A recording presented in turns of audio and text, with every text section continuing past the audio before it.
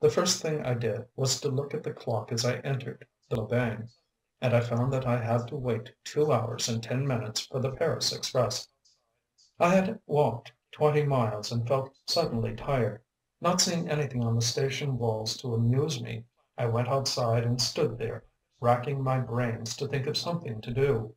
The street was a kind of boulevard, planted with acacias, and on either side a row of houses of varying shape and different styles of architecture, houses such as one only sees in a small town, and ascended a slight hill, at the extreme end of which it ended in a park. From time to time a cat crossed the street and jumped up, sniffed at every tree, and hunted for scraps from the kitchens, but I did not see a single human being, and disheartened. What could I do with myself?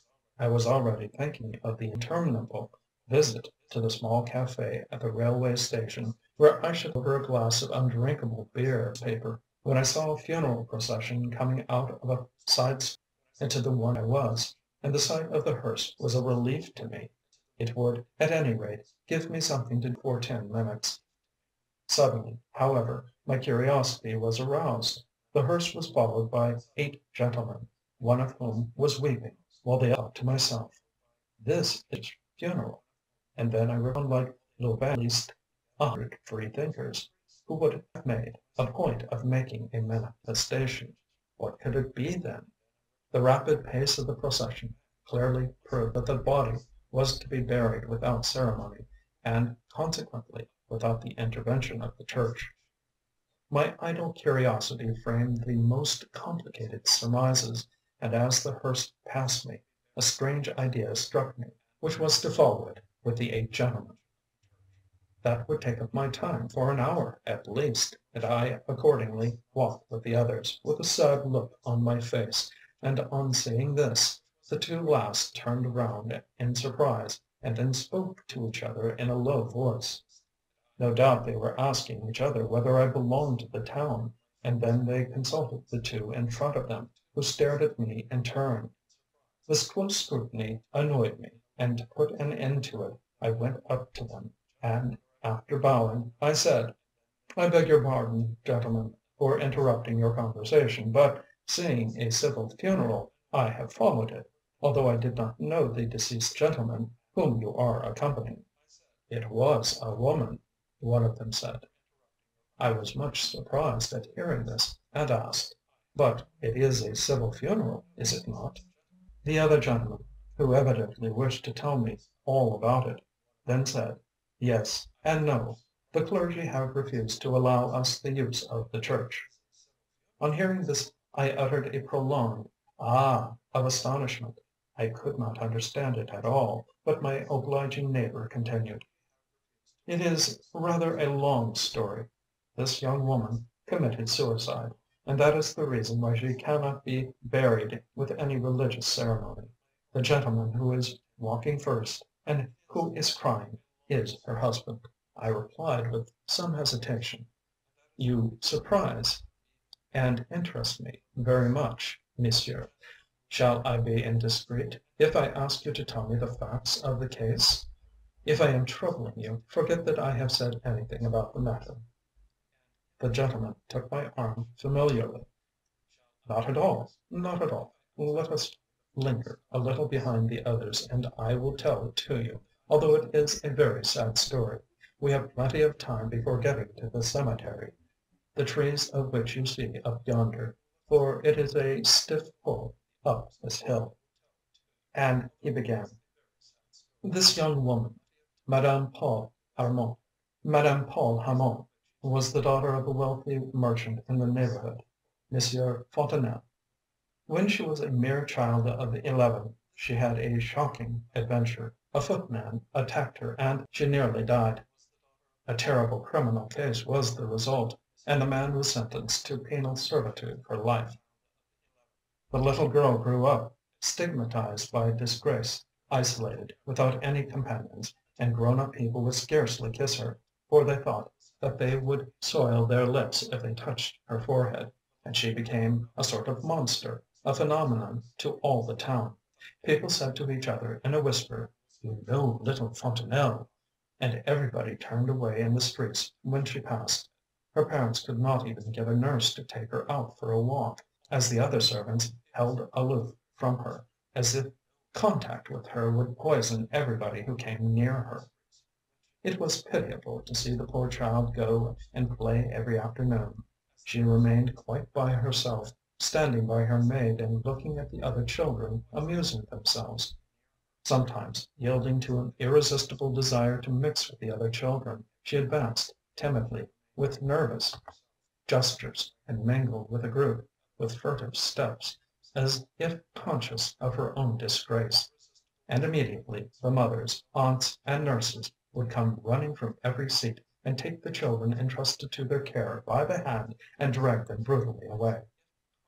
Little Fontanelle remained isolated, wretched, without understanding what it meant, and then she began to cry, nearly heartbroken with grief, and then she used to run and hide her head in her nurse's lap, sobbing.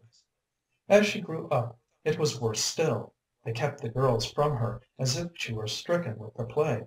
Remember that she had nothing to learn, nothing, that she no longer had the right to the symbolical wreath of orange flowers, that almost before she could read she had penetrated that redoubtable mystery which mothers scarcely allow their daughters to guess at, trembling as they enlighten them on the night of their marriage.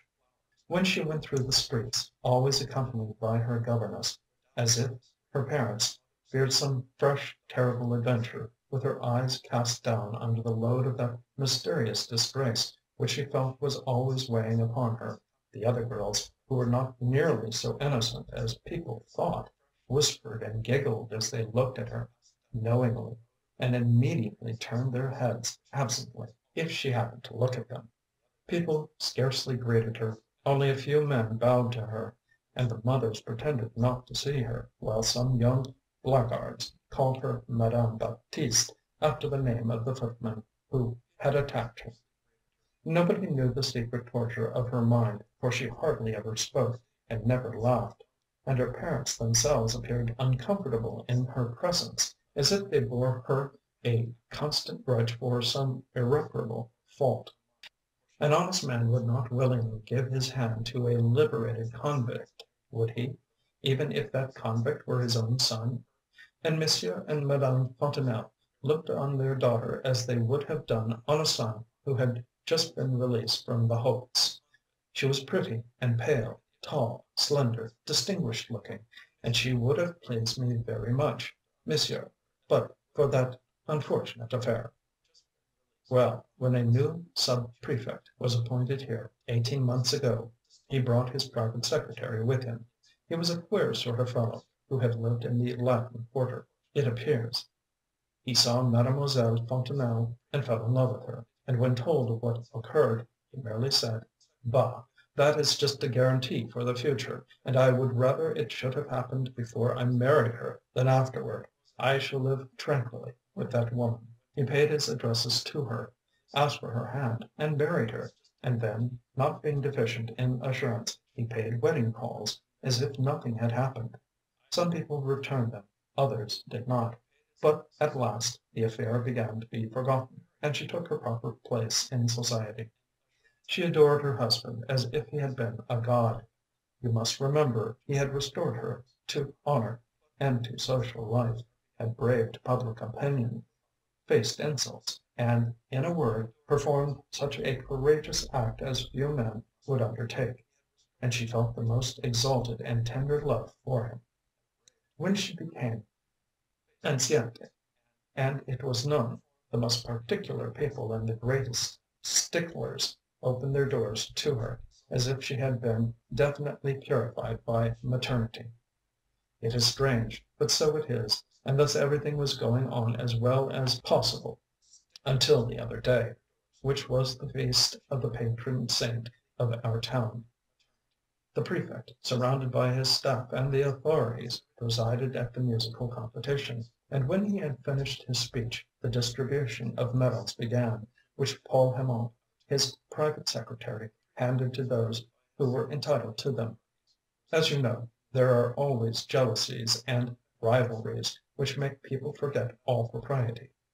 All the ladies of the town were there on the platform, and in his turn the bandmaster from the village of Montmelon came up.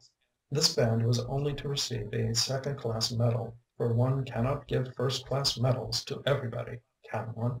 But when the private secretary handed him his badge, the man threw it in his face and exclaimed: "You may keep your medal for Baptiste.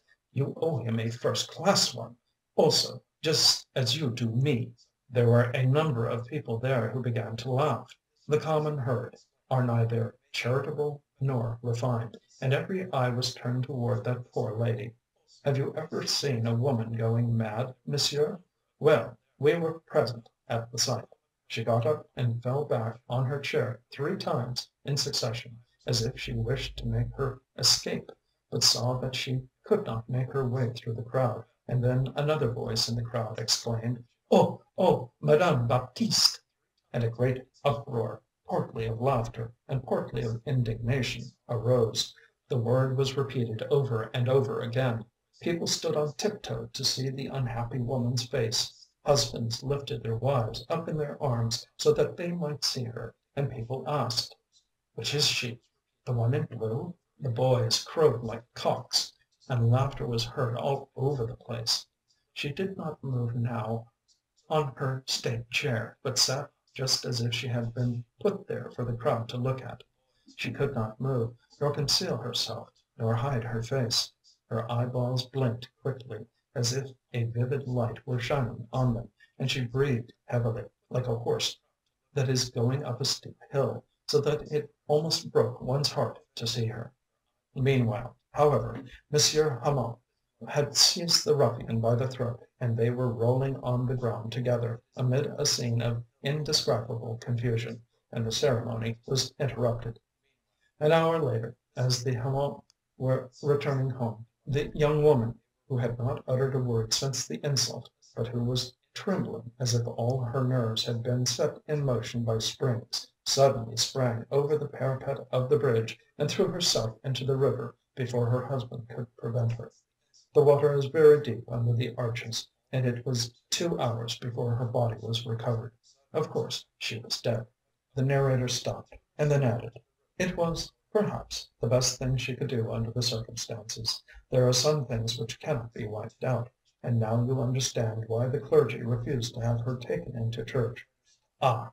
If it had been a religious funeral, the whole town would have been present, but you can understand that her suicide added to the other affair and made families abstain from attending her funeral. And then it is not an easy matter here to attend a funeral which is performed without religious rites.